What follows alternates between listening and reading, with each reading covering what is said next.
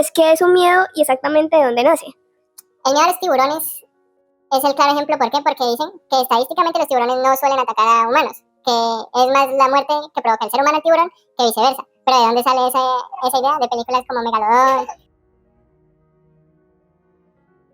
Hola, ¿qué tal amigos? Bienvenidos al 10º capítulo de mi podcast, Otro Puto Imperio. Hoy tenemos un invitado especial, mi sobrino, que les va a contar quién es.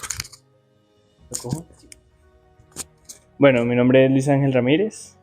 Luis Ángel, soy psicólogo, también hago investigación enfocada a las relaciones intergrupales como tal, y también sobre cómo el cuerpo cambia cuando, la percepción de cuerpo cambia cuando existe alguna enfermedad.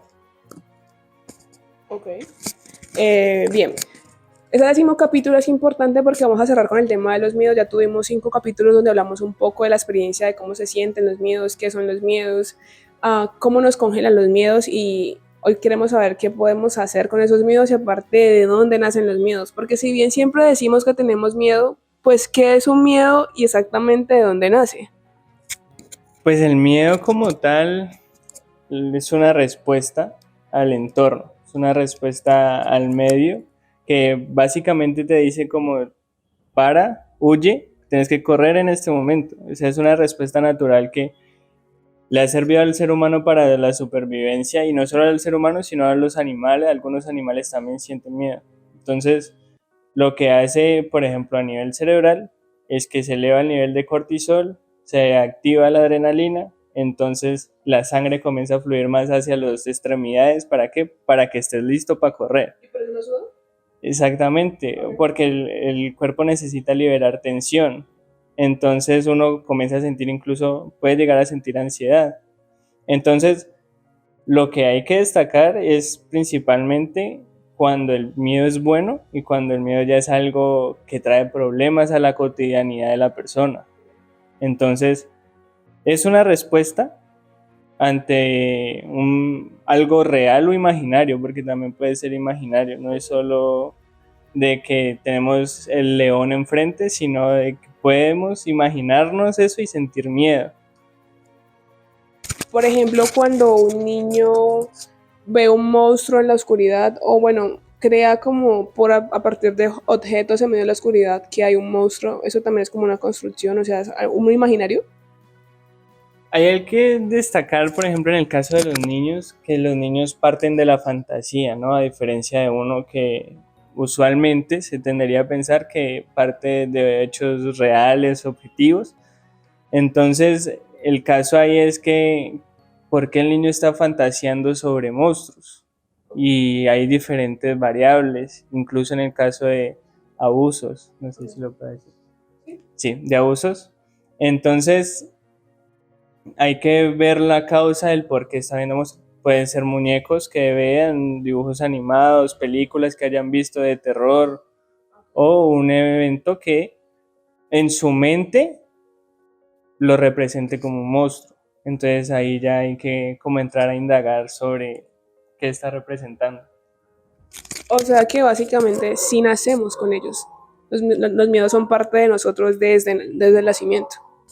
Tiene como esos dos aspectos. O sea, pueden ser miedos que literal es por supervivencia, el cuerpo diciéndote tenés que huir, tenés que correr, o también pueden ser miedos infundados. Las películas tienen un papel importante en ese aspecto.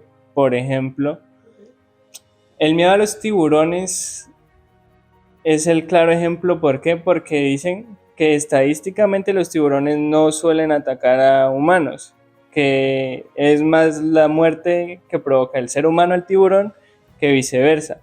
Pero ¿de dónde sale esa idea? De películas como Megalodón, y todas esas películas de ese tipo. Bueno, y la segunda pregunta sería, ¿cuál es el papel fundamental que tienen los miedos en nuestra vida cotidiana? Porque si bien yo hablé durante casi todos estos capítulos sobre el miedo, que considero que el miedo pues también es una herramienta para que tú puedas de un modo u otro pues avanzar a veces a ciertos niveles. O sea, te puede congelar, pero hay miedos que te pueden también de cierto modo impulsar. La función es protegerte. El cerebro siempre va a querer como decir como, hey, estamos en peligro, hagamos algo. El problema es cuando el cerebro interpreta mal esa señal de miedo, pero sirve para protegerte. Ejemplo, vas en un carro a 100 kilómetros y hay mucho tráfico, sientes miedo porque el cerebro dice como, oiga, cálmese. Entonces la función es protegernos. En el caso de traumas, sentimos miedo porque el cerebro quiere protegerte de que no vivas esa experiencia. Entonces, ahí vuelvo a decir que el miedo puede ser bueno o ya hay otras connotaciones que el cerebro interpreta mal o que ya ese miedo es excesivo que te lleva incluso a niveles de tensión que pueden producir desmayos. Entonces, es importante como hacer esa aclaración. Pero, por ejemplo, cuando son como temas de traumas, cuando una persona ha recibido excesivamente demasiado bullying y tiene muchísimo miedo al rechazo, o sea, ¿qué papel juega ese miedo en, como en sus relaciones interpersonales, en la forma como se relaciona con los demás, de hecho, en su vida cotidiana como tal? ¿Cuál, o sea, cuál es el papel que juega el miedo ahí? Porque yo siento que hay muchas personas que si bien pasan por muchas situaciones, sea abuso, sea miedos al fracaso, miedos al rechazo, hablando de miedos más enfocados como en vivencias, ahí, ¿qué papel se juega como tal con el miedo? Pues ahí ya cada persona como que actúa diferente, ¿no? En el caso del bullying, o puedes aislarte para protegerte, o eh, puedes también crear una personalidad, por así decirlo, donde eres muy social. Y es una forma de protegerte ante el bullying porque entonces ya no te ves inferior, sino que te ves arriba de todo el mundo. Entonces como que el miedo funciona para proteger, pero también puede afectar las relaciones interpersonales. Ejemplo, miedo a hablarle a alguien, no sé, a alguien que le gusta a uno. Entonces, el miedo al rechazo es el que se manifiesta ahí. ¿Qué va a pasar? Ahí ya entonces estamos pensando a futuro. Entonces uno comienza a sudarle las manos porque el cuerpo entra en tensión. Entonces, ¿qué va a pasar? Pues uno no sabe hasta que lo averigüe. Pero en ese caso son miedos muy normales. Pero en el caso de un trauma por abuso, lo que hace, o te puedes poner agresivo, por ejemplo. Entonces estás en presencia del victimario, por ejemplo, y la reacción es o ensimismarte porque tiene control todavía, o puedes actuar agresivo con todas las personas que te rodean. Entonces, son respuestas diferentes que la persona va adquiriendo según el entorno, sus problemáticas como tal. No sé si queda claro. Eh, sí, pero digamos que me genera como muchas dudas porque siento que obviamente cada persona es distinta, cada suceso es diferente, cada vivencia, trauma o lo que sea es muy diferente y cada persona puede tener mil formas de reaccionar ante eso, pero siento pero hay personas que se congelan completamente durante el miedo y hablo de cualquier tipo de miedo, puede ser simplemente no poder ni siquiera decirle a la chica que te gusta, oye, me gustas, porque te paraliza completamente, pero digamos que hay como una previa solución a ello, o sea, se puede decir que con eso, con ese miedo podría hacer algo, o sea, podría en algún punto ese miedo evolucionar.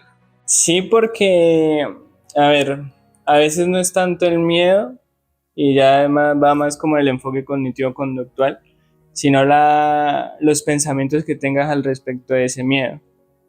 Entonces, cuando hay un miedo, imaginémoslo como un monstruo negro grande que digamos puede estar detrás de una cortina. Nosotros sabemos que está ahí ese monstruo y nos da miedo ir más allá. Pero cuando decimos correr la cortina y mirar, decimos, no era como yo pensaba. Entonces cuando evaluamos objetivamente, bajo los hechos objetivos, reales, la evidencia que nos presenta ese miedo, decimos, no era tan grande como pensé, no me da tanto miedo como pensé. Y entonces puede motivarte a superarlo pero principalmente es hacer como una deconstrucción de la idea que tengo de ese miedo.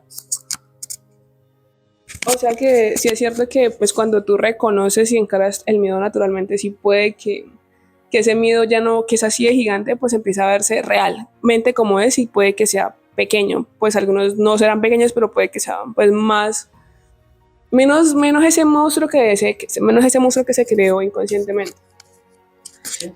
Bueno, ya para terminar aquí, ¿qué le recomendarías a una persona que tiene muchos miedos o que sus miedos los paralizan constantemente? Pues fundamentalmente uno diría que vayan a terapia, que es cierto y es fundamental.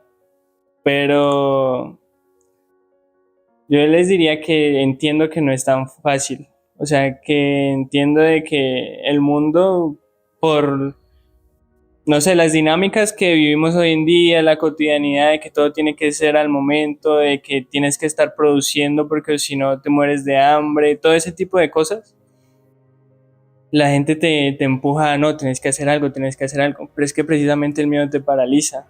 Es como, no sé, querer pasar la carretera, uno le da miedo pasar la carretera, digamos. Y el semáforo está en rojo, pero aún así te da miedo porque viviste una experiencia de ese tipo. Y, no sé, te chocó un carro pasando una carretera y a partir de eso tienes miedo. No es tan fácil como decirle a la persona, cruza, no pasa nada.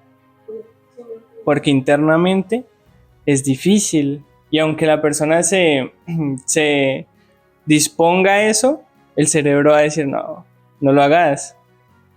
Puede pasar algo. Entonces ahí ya empieza como a jugar entre lo que me dicen, lo que la sociedad me dice y lo que yo estoy sintiendo y quiero. Entonces sé que no es fácil, pero también hay que mirar detrás de la cortina que hay. Puede que sea un miedo no tan grande, puede que sea un monstruo más pequeño. Sí, el hecho de cruzar la carretera normalmente no significa, o sea, sí, en Colombia, como maneja la gente, sí representa un riesgo, así está en rojo, pero normalmente no. Pero entonces hay que mirar detrás de la idea de ese miedo que hay.